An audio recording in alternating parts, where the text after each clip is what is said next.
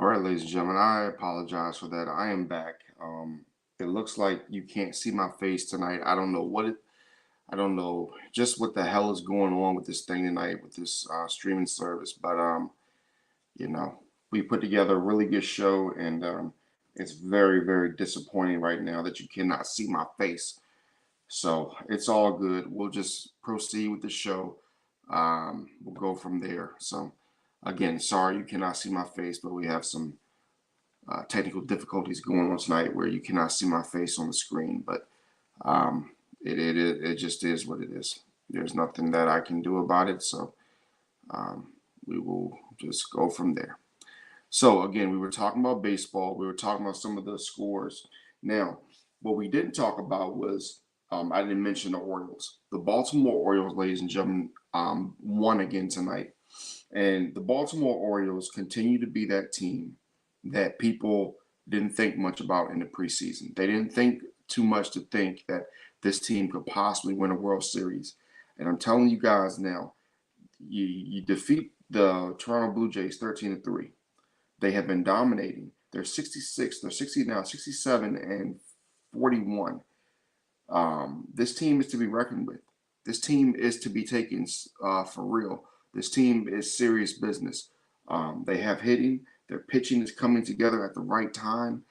Their farm system has completely been revamped over the years. This team is going to be legitimate, everyone.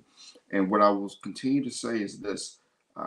The days of the Yankees and just the Red Sox dominates division are over. The Baltimore Orioles are here to stay. They are back to their glory days. So if you like baseball and you love tradition of baseball, then you have to appreciate what the Baltimore Orioles are doing. You have to take it in stride because this is one of the great franchises. It's been over 40 years since they won a championship, World Series championship. But this team had a chance in '97 to do some good things. They've had some other years where they had an opportunity to do some good things. But this year could be the year for the Baltimore Orioles. It could be the year that the Baltimore Orioles finally get things done. Now, if the Baltimore Orioles are to get to the World Series, they are going to have to do something, which a lot of teams have not been able to do the last couple of years, and that is take down a team that we like to call the Houston Astros. And speaking of the Astros, we have some breaking news for you guys.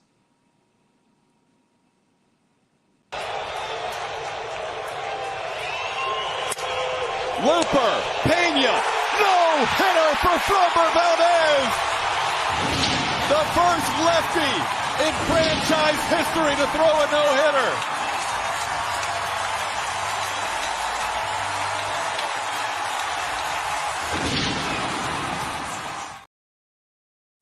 That's right, ladies and gentlemen, just in time for, as you see on the screen, Justin Verlander makes his return to the Houston Astros.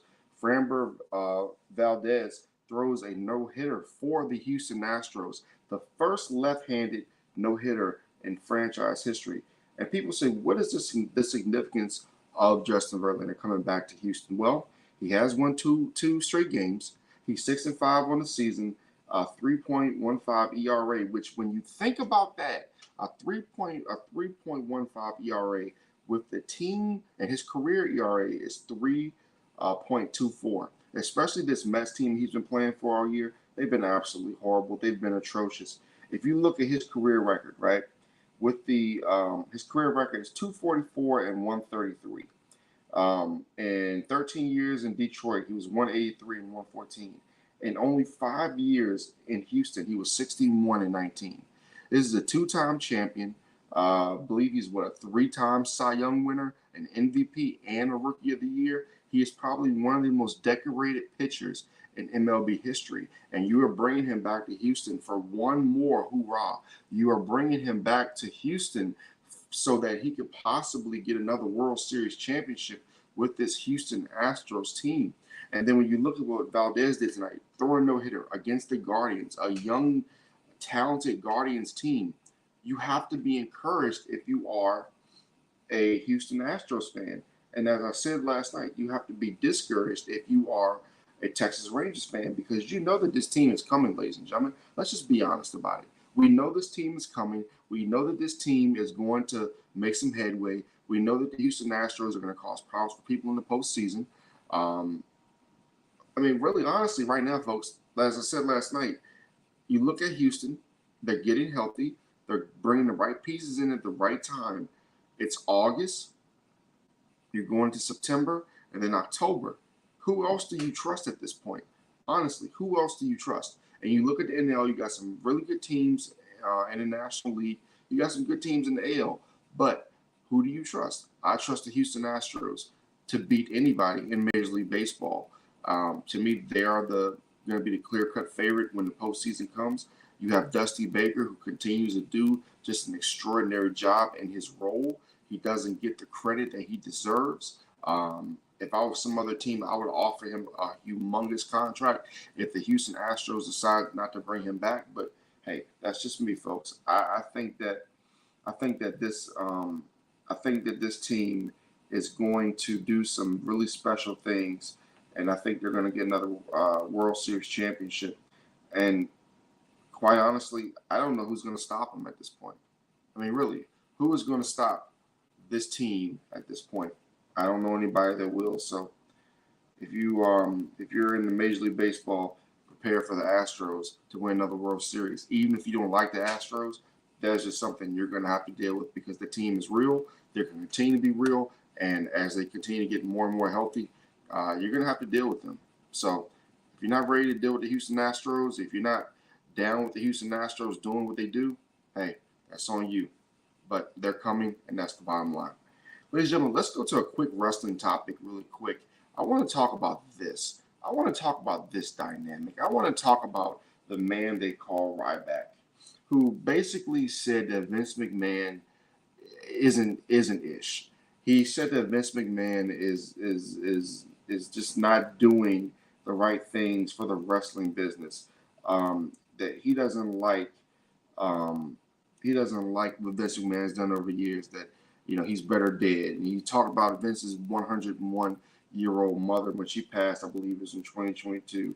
Right now, Ryback says he says the arrest warrant for aggravated stalking has been issued for his longtime troll. For quite simple, ladies and gentlemen, if you are a troll of Ryback, something is wrong with you because this guy is no more than a meathead. This guy has the brain of a pea. This guy had all the opportunities in WWE to do something. And then when he gets to WWE, you know what he does? He wastes his opportunity. If Ryback had been a black wrestler, they probably would have taken him out of the company within 3 or 4 months. And I'm not trying to say it in a race way. I'm just trying to say it in a realistic way, okay? Because certain folks don't get opportunities that other folks get all the time. And again, it's not a race thing. It's just an American thing. I mean, I accept it for what it is. I accept this country for what it is. Hey, listen, we have our demons and all that good stuff. But hey, at the end of the day, I love this country. I love everything it's about. But hey, there are things that happen in this country. And, sometimes race is involved with it. And that's what I'm saying. You got a guy like Ryback who gets a push. And they took so long to give a guy like Mark Henry the proper push, which to me was just the most horrible thing because you look at the two guys and who was better, Mark Henry or Ryback. Mark Henry, more professional, smarter in the ring, more of a he was an American hero. He was in the Olympics. What has Ryback done? And I think this is a bigger point when it comes to Ryback overall in the wrestling business, because there's a lot of slander when it comes to Vince McMahon. So this is what I want to say to a lot of you blowhards out there. The day that Vince McMahon is finally taken from us by the good Lord, I don't want to hear, I don't want to see, I don't want to hear, I don't want to I don't want to get see a bunch of people saying, well, Vince McMahon, he was such a good promoter. Vince this, Vince that. No, a lot of you out there are fake. A lot of you out there are fake, and you blame Vince McMahon for everything. But here's my question for everybody, right? If Vince was so bad, then why hasn't he been bought out yet? If Vince is so bad, then tell me how he created characters like The Undertaker, like Stone Cold, like Shawn Michaels, the like The Rock. The list goes on and on. I know people like Vince Russo likes to get in depth and likes to say that he did the no. Vince McMahon took over from his father. He was a commentator. He had to fight the federal government. He has been through scandals. He's been through this. He's been through that. And continuously, what does Vince McMahon continue to do? He continues to dominate. Vince McMahon continues to dominate. He continues to take out promotions like Impact, like AEW, which is not on the same hemisphere as the WWE. They're not on the same continent. They're not on the same planet as WWE, whatever you want to say. Um, so yeah, guys like Ryback just need to sit back, shut the hell up, and just be honest with themselves that they just didn't make it. All right, you didn't make it. Get over it. You're not that guy. All right, you're not that guy. You're not that good. Don't stop lying to yourself like you're the creme de la creme of sports entertainment. No, you're not. So, ladies and gentlemen, let's go to a more inspiring topic, if you may.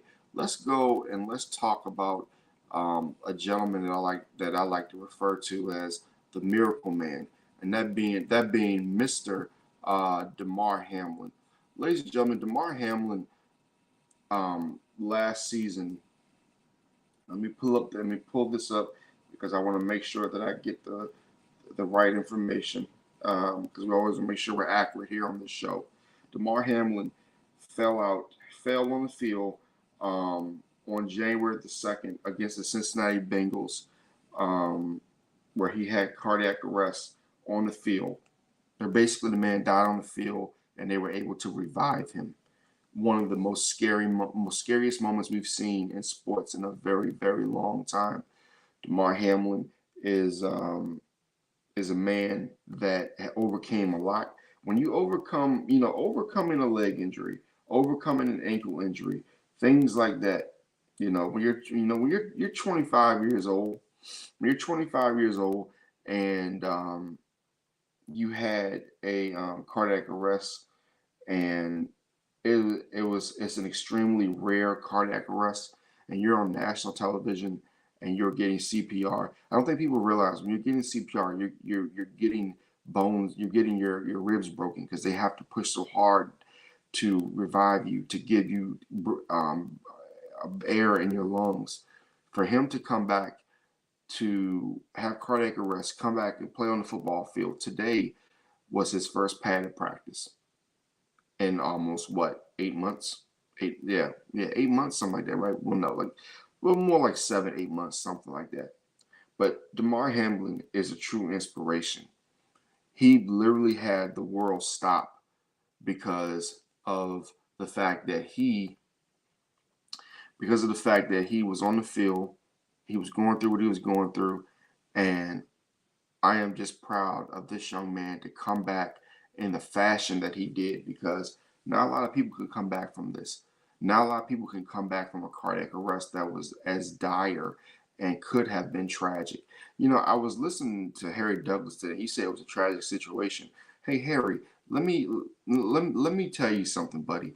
I understand you play football, and I know that you're trying to come into this journalist world, but don't say that Damar Hamlin suffered a tragic situation. Suffered a tragic situation. Tragic means that he died. He did not die.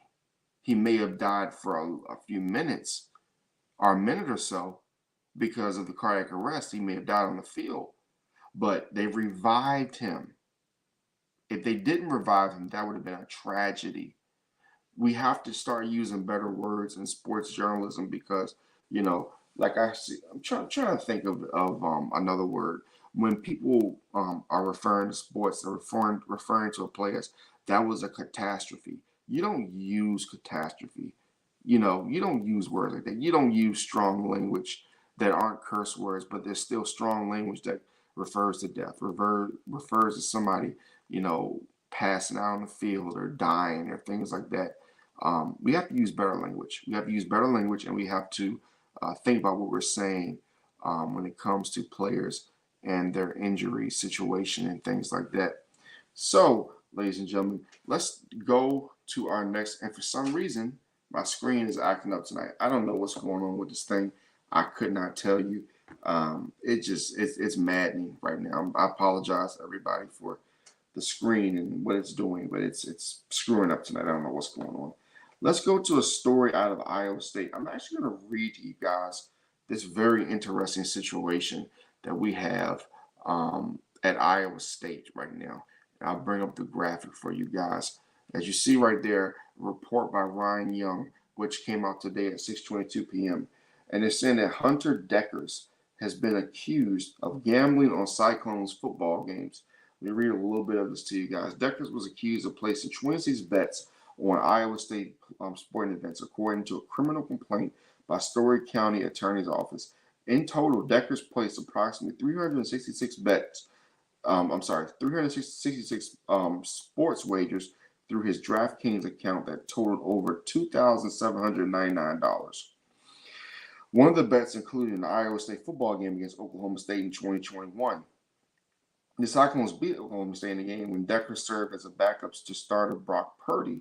According to a complaint, this is I'm paraphrasing here, not reading everything for verbatim, but I'm giving you guys skipping over some paragraphs or whatnot. According to complaint, Decker's parents engaged in a scheme with him to disguise his identity and make it seem like the bets he was placing was coming from his mom.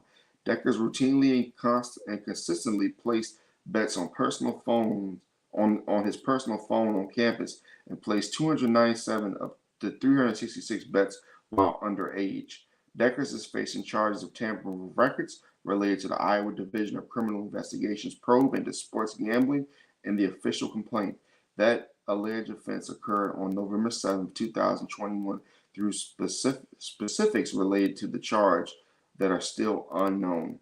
And Deckers is now facing potential permanent loss of eligibility under the NCAA's new gambling guidelines. So, ladies and gentlemen, let me ask you a question. Are you not entertained? Are you not entertained yet? I said that when this happened, that they were going to start having issues with gambling. See, folks, a lot of this gambling crap used to be under the table. It ain't under the table no more, ladies and gentlemen. It ain't under the table no more. In other words, you're going to start seeing it. It's going to start getting ugly. And see, the NCAA and all, not the NCAA, but these gambling associations, the federal government, you think that they wanted you think they wanted to legalize gambling so they could have people, have a good time? No, they're doing it to catch people, and people are getting caught. They didn't do this stuff because they wanted people to just say, oh, we want people to place bets and have fun. No, this was done to catch people in the act. And guess what? It's working. Because now we're finally seeing that people are gambling on sports. Sometimes when you see players on the sidelines and they're like all distraught, they're not distraught, ladies and gentlemen, because they lost the damn game. They're distraught because they lost money. They're distraught because they lost on DraftKings or on FanDuel, or they're still placing illegal bets with bookies that we don't even know about that they can't pay back.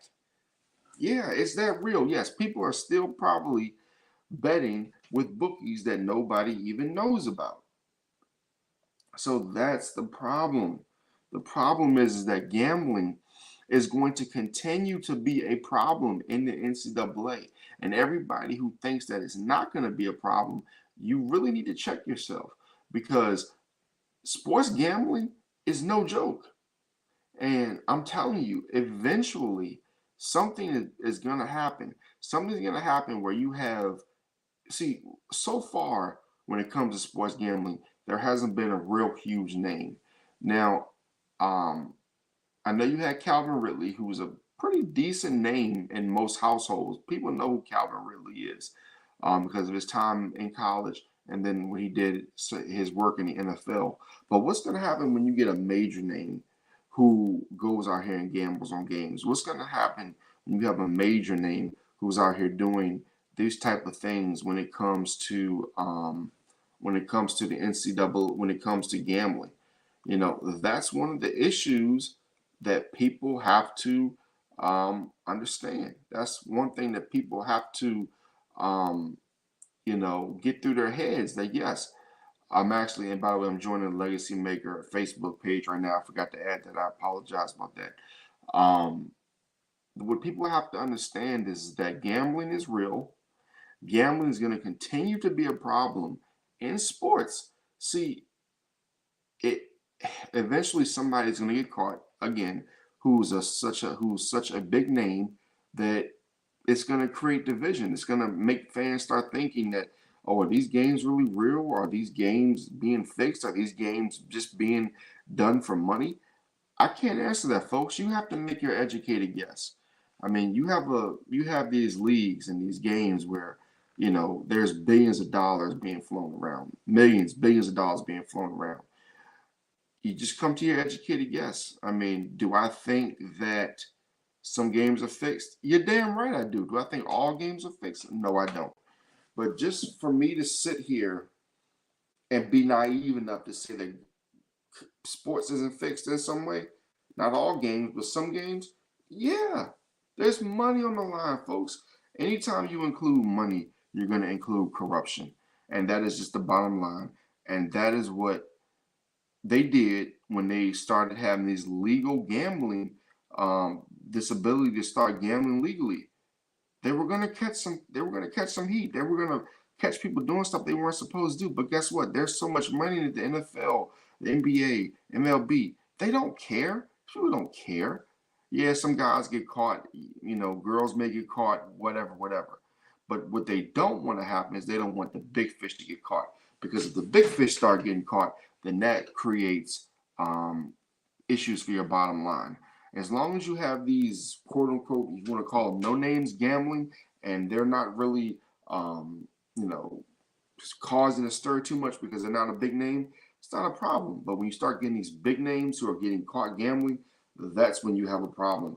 That's when the game starts to change, in my opinion. All right, everybody, let's go to our last topic of the night, as I want to talk to you guys about a specific quarterback. This quarterback, his name is Desmond Ridder. Desmond Ridder played at the University of Cincinnati, where he was a really, really good player. When I tell you guys Desmond Ridder was a good player at Cincinnati, he was a really good player at Cincinnati. Um, he always played. He always played with his heart. He always played intelligent football, and he was a great leader. 87 touchdowns, 27 interceptions, 10,239 yards. His signature win against Notre Dame. I'm sorry, I don't think he played in that game against Notre Dame. I think they had a backup in that game.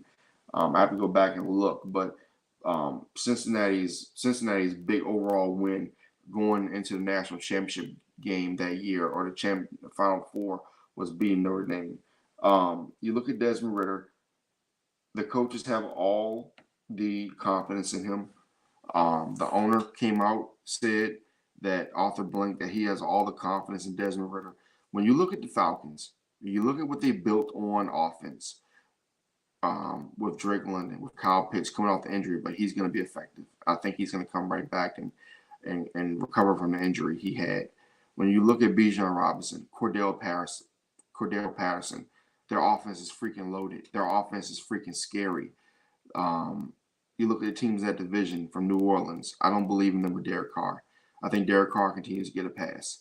You look at the Tampa Bay Buccaneers. The Buccaneers, and I cannot believe I'm saying this, could be a little bit of a wild card with Baker Mayfield. Baker Mayfield has really good weapons in Tampa. Could they make some noise early? Yes. Do I think they'll make noise late? No. Carolina's interesting. But one thing I'll say is, even though I'm a huge Bryce Young fan, I think that he's going to be great in this league. I think that them losing DJ Moore is going to be a little bit of a problem early, but I think as the season goes on, they'll start to gain more confidence. But there's no reason that the Atlanta Falcons should not win this division, right?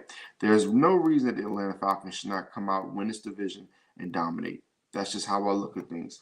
They're a good team. They're not a great team yet, but I think that Desmond Ridder is a good enough quarterback where he will be able to come in and make the right plays, make the right adjustments. I think the coaches trust him. As I said before, he has the weapons. He has the weapons in the backfield. He has the weapons on the outside. This guy is going to continue to get better because he is a really good player. When I watched him at Cincinnati, he had the leadership. He played good football. He was able to do things on the field that could translate to the NFL. So I have no complaints about Desmond Ritter. I think that this is going to be his division along with Bryce Young's for a long time. That Carolina and Atlanta rivalry is going to heat up. It's going to heat up quickly because you have two young quarterbacks, both under the age of 25, who are going to really start to show the NFL world in a couple of years why the NFC South will be taken more seriously because you'll have two of these dominant quarterbacks, one from Alabama, one from Cincinnati. They play each other in the Final Four to get to the national championship a year or so ago. So they'll be very familiar with each other, and their rivalry, in my opinion, will be there because when you have SEC team, not even just an SEC team, but when you have two guys from college and they played in such a big game, and now they're going to be rivals in the NFL, I think that's a good thing, and I think that you have some muscle memory about, especially Desmond Ritter, how he went down in that game, how the Cincinnati defense played really well against Bryce Young. But in the end, Bryce Young was able to move on and go play for a national championship, while Desmond Ritter and the Cincinnati Bearcats had to go home after a great season. So I think that plays into an account. I think that a lot of times people don't think that college translates to the NFL. I think, guys, when you're a competitor, you're always going to think about those things. And I think that will fuel a guy like Desmond Ritter. Not only that, but try to bring back the good name of the Atlanta Falcons. They haven't been good in a couple of years since Matt Ryan left. Atlanta's still trying to fill that Michael Vick void. So with the excitement factor, so I think Desmond Ritter can be that excitement factor at the quarterback position for the Atlanta Falcons if the fans let him and if the Falcons are patient and let him do what he's supposed to do. All right, ladies and gentlemen, that's been my show. Like I said, I apologize. I don't know what's going on with the screen tonight where you can't see my face, but we will see you guys we will see you guys tomorrow for episode 20 of the Rob Johnson Sports Show, where we will actually be doing Slam preview for Saturday night. So until then, I'm Rob Johnson. Hopefully, we'll have this stuff fixed by then. We'll see you then.